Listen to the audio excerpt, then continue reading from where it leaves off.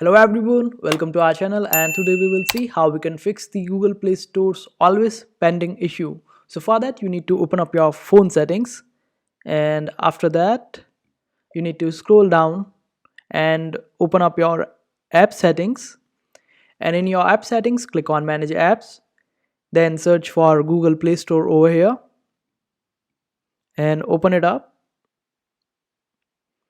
After that click on storage and clear cache memory and clear data over here, and restart your Play Store, and you should find it should be working fine after that. And for the second solution you need to open up your Play Store and then click on your profile and then go to the settings.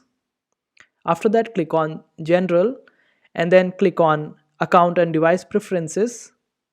After that, here you will find this option of clear device search history. Just open it up and clear history, and this will help you remove all the errors or the bugs in your Play Store, and it should work fine after that.